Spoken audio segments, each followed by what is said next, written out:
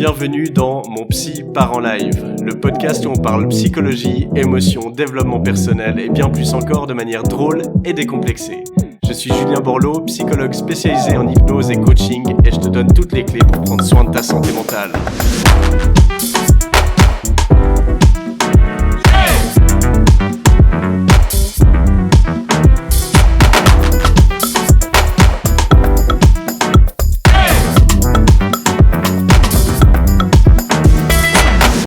Bonjour à toutes et à tous, bienvenue dans ce nouvel épisode de mon podcast Mon Psy part en live. Merci beaucoup de votre fidélité. Je regarde les statistiques de ce podcast qui n'a que quelques semaines et puis vous êtes déjà des centaines à m'écouter dans les 4 coins du monde. J'ai des personnes en Suisse évidemment, mais en France également et même jusqu'au Canada, en Belgique ou aux États-Unis. Donc merci beaucoup pour vos retours, ça fait vraiment hyper plaisir. Aujourd'hui, j'aimerais qu'on aborde ensemble une émotion particulière qui est celle de la colère. Vous savez que j'adore parler des émotions, j'en parle beaucoup, j'en ai parlé d'ailleurs dans l'épisode 4 en parlant de l'émotion de l'anxiété pour la comprendre et l'apaiser. Et c'est une thématique que j'aborde très régulièrement sur les réseaux sociaux. J'ai également une formation en ligne qui s'appelle Gestion des émotions, guide pratique, qui est disponible et que les gens qui ont suivi apprécient énormément. Car dans cette formation en ligne, j'aborde les différentes émotions, la tristesse, la peur, la colère, l'anxiété principalement, et je vous explique comment les comprendre, les utiliser et les apaiser. Donc, si ça vous intéresse, allez voir dans les notes du podcast, je vous mettrai tous les liens nécessaires pour la rejoindre. Pour ce qui va nous occuper aujourd'hui, c'est la colère. Et j'aimerais d'abord que l'on comprenne comment est-ce qu'elle se forme. Alors généralement, avant la colère, il apparaît d'abord de la frustration. Et puis, si on accumule suffisamment de frustration, ça va se transformer en colère. Donc, pour rappel, une émotion, c'est un signal tout simplement d'un besoin qui n'est pas satisfait. Chaque émotion nous signale un besoin particulier. Et alors, il est important de comprendre quel besoin insatisfait nous signale la frustration et la colère. Alors, premièrement, ça peut être un signal que certaines de nos limites ou de nos besoins ne sont pas satisfaits. Ça, je vous encourage à écouter le tout premier épisode de ce podcast qui porte sur le fait de savoir dire non, savoir mettre des limites dans les relations. Ça, c'est une grande source de frustration et de colère. C'est quand à chaque fois que vous aimeriez dire non, mais que vous dites oui à la place, parce que vous avez peur que la personne se fâche, qu'elle vous abandonne, etc. À chaque fois que vous dites oui alors que vous vouliez dire non, vous allez accumuler un peu de frustration. Et puis, petit à petit, cette frustration va se transformer en colère, et puis ça va vous pousser à remettre des limites, afin que vos besoins soient respectés. Donc, premièrement, quand vous ressentez de la frustration, de la colère, demandez-vous, est-ce que j'ai accepté quelque chose que normalement je n'aurais pas dû ou pas voulu accepter? Ça, c'est une première situation. La deuxième situation dans laquelle la frustration et la colère peuvent se manifester, c'est quand on a notre idéal, on a notre idée de comment la vie devrait se passer, se dérouler, et puis après, on la compare à notre vie actuelle, qui souvent ne correspond pas tout à fait. Et puis là, on constate qu'il y a un écart. Alors la frustration, elle peut nous pousser à chercher à réduire cet écart. Donc par exemple, vous êtes frustré dans votre job, ça peut vous indiquer que vous voulez faire autre chose et puis évoluer dans votre carrière. Et donc, ça va vous pousser à chercher un autre défi professionnel. Alors là, ça va être plutôt sain et utile, cette frustration, parce que sans frustration, probablement qu'on ne changerait rien dans notre vie et on n'évoluerait pas. Par contre, ça va devenir plus compliqué si cette frustration elle est en lien avec un écart entre l'image que vous avez de comment la vie devrait être et comment elle est, et que cet écart, vous n'avez aucun contrôle sur le fait de le réduire. Je m'explique. Dans l'exemple du job qui ne vous convient pas, vous avez un pouvoir d'agir pour trouver un job qui vous convient mieux. Donc là, cette frustration, cette colère, elle va être utile parce que vous avez du contrôle sur la situation. Par contre, Si, admettons, on prend l'exemple du réchauffement climatique, ça peut créer énormément de frustration et de colère, et un tas d'autres émotions d'ailleurs, parce que on se dit que on devrait s'occuper de notre planète d'une certaine manière, que notre système devrait tourner d'une certaine manière, et puis on voit que en fait c'est tout l'inverse, et puis qu'on est dans un système capitaliste dans lequel on fait à peu près tout faux en ce qui concerne le respect de l'environnement, de la faune et de la flore. Donc maintenant, quel est notre contrôle là-dessus? À notre échelle individuelle, il est assez réduit. C'est-à-dire qu'on peut faire des actions, on peut travailler sur notre propre comportement, on peut travailler sur du militantisme, sur le fait de manifester, de sensibiliser les gens autour de nous. Ça va réduire un petit peu notre frustration peut-être, mais lorsqu'on voit que ça ne change pas forcément et que la situation même s'empire, eh bien ça va augmenter notre colère. Alors là, dans ces cas-là, malheureusement, tant qu'on n'accepte pas le décalage entre notre idéal et la vie comme elle est, et la frustration, la colère vont rester en place et vont même augmenter. Donc, la leçon, c'est que quand on a du contrôle sur la situation, qu'on peut la changer, eh bien, il va falloir faire tout ce qui est en notre pouvoir pour la changer. Et ça va réduire la frustration et la colère. Lorsqu'on n'a pas de contrôle sur la situation, notre seule option, c'est de l'accepter. Une chose qui est intéressante à observer avec l'émotion de la colère, c'est que ça va être une très bonne émotion écran. C'est-à-dire, dans certaines approches en psychologie, on parle d'émotions primaires et d'émotions secondaires. Eh bien, la colère, c'est une très bonne émotion secondaire. Et donc, ce que ça veut dire, c'est que ça peut en cacher une autre.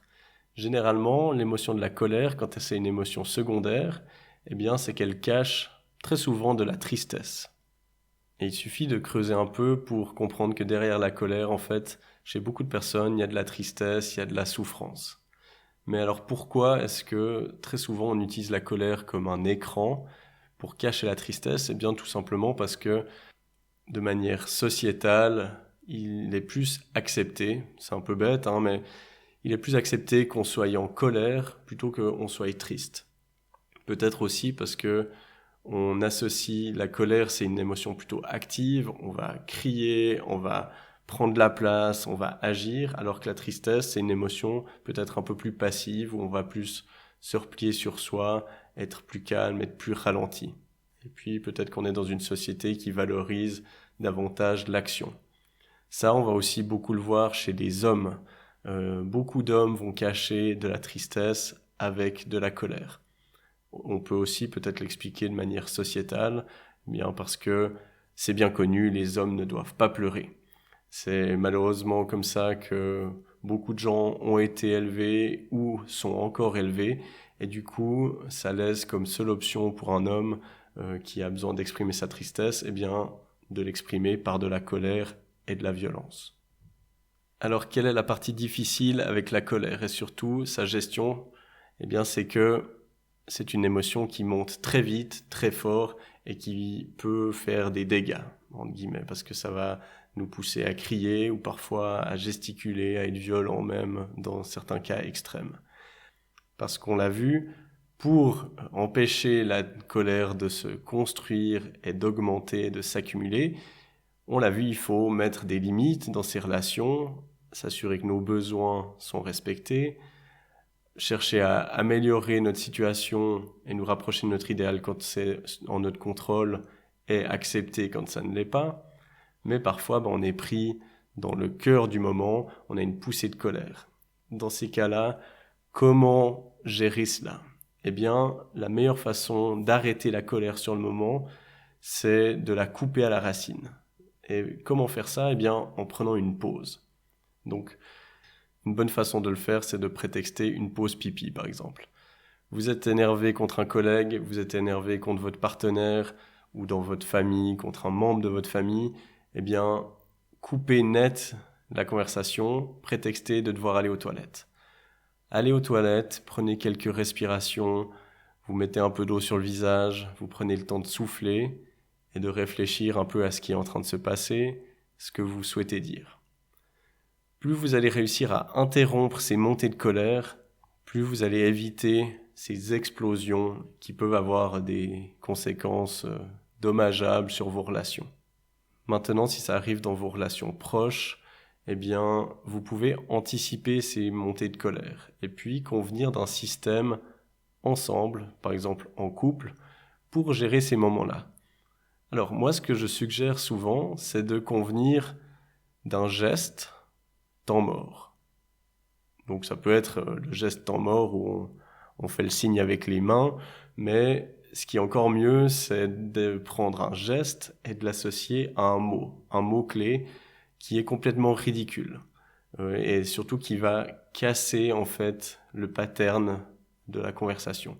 C'est-à-dire plus le mot sera ridicule, plus il sera hors sujet, plus vous allez interrompre la conversation et puis l'un et l'autre vous allez savoir, ok, il a dit le mot magique ou le mot qui interrompt. Alors ça peut être, j'en sais rien, courgette, bidule, saperlipopette, n'importe quoi. Trouvez quelque chose qui est ridicule parce que si en plus c'est ridicule, non seulement vous allez reconnaître le mot, chacun va comprendre que, ok, là, il a dit le mot temps mort, ça veut dire que à ce moment-là, on doit s'arrêter de discuter. Parce que souvent, ce qui empire la colère et les disputes, c'est on continue à se dire des choses, on interprète mal et puis en fait on escalade.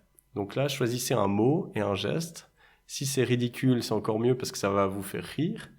Et puis, quand une des deux personnes fait ce geste, ça veut dire on s'arrête. Et puis après, vous allez définir ensemble comment ça doit se passer la suite. Alors par exemple, vous pouvez dire, dès qu'on fait un geste et qu'on dit saperlipopette, tout le monde s'arrête de parler. Chacun prend 5 minutes pour aller, peut-être toi sur le balcon, moi dans ma chambre. On prend le temps de respirer et ensuite on décide qu'au bout de ces 5 minutes, on revient, on s'assied, on se regarde droit dans les yeux et on recommence calmement la discussion. Ça paraît très mécanique, mais c'est extrêmement efficace et ça permet vraiment de désamorcer beaucoup de disputes, notamment dans les couples, mais dans les familles, ça peut super bien marcher, avec les enfants aussi, parce que ça va les faire rire d'avoir un geste, un mot, et ça leur donne aussi un certain pouvoir d'agir, pour eux aussi pouvoir signaler, ok, stop, là ça va trop loin.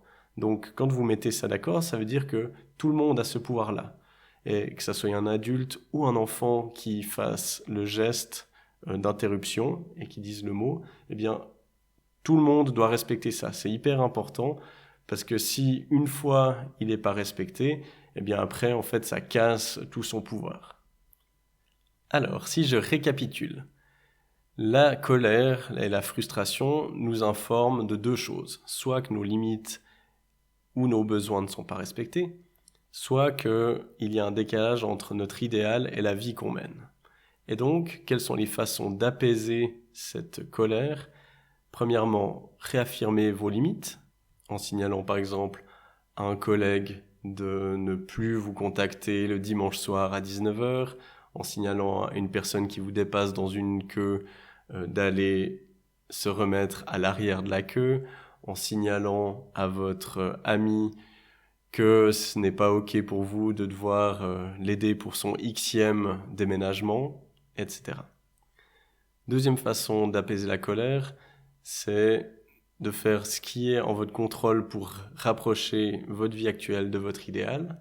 Et puis quand ce n'est plus possible de réduire cet écart, admettons, vous aviez en tête que votre vie, vous la passeriez toute votre vie avec le même ou la même partenaire, et puis finalement, il y a une séparation.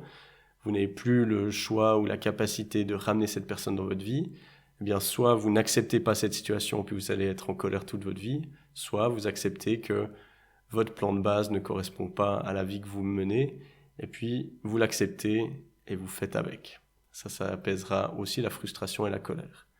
Et puis, la dernière astuce, c'est quand il y a une montée de colère, de la couper net, en créant une interruption, en faisant, s'il y a assez de complicité entre les personnes et que vous avez anticipé ces moments de dispute, en mettant en place un mouvement, un geste associé à un mot, si possible rigolo, qui va interrompre la discussion, la dispute, et décider ensemble de ce qui doit se passer après. Je le rappelle, toutes ces infos sur la gestion des émotions, si ça vous intéresse de les creuser, d'apprendre vraiment à utiliser vos émotions comme un radar et qui va vous permettre de vous diriger dans votre vie et de vous épanouir, et donc d'arrêter de subir vos émotions, de les accumuler, mais au contraire de réussir à les utiliser de manière utile, à les comprendre et à agir vraiment avec elles en fonction de vos besoins, eh bien, je ne peux que vous encourager à rejoindre ma formation en ligne qui s'appelle Gestion des émotions, guide pratique, et dont je vous mets le lien dans les notes de ce podcast. Et voilà, on arrive à la fin de cet épisode. Je tenais à vous remercier du fond du cœur de m'avoir écouté jusqu'au bout. Si vous voulez soutenir ce podcast, n'hésitez pas à le partager à vos amis, à commenter et à mettre une évaluation sur l'application de podcast que vous utilisez. Ça m'aide vraiment énormément, donc merci d'avance pour cela. Je vous mets dans les notes du podcast toutes les infos nécessaires pour mon site internet, pour mes formations en ligne et pour toutes les références que je pourrais vous transmettre par rapport à l'épisode. Encore une fois, merci d'avoir écouté mon Psy part en live. C'était Julien Borloo. À la semaine prochaine.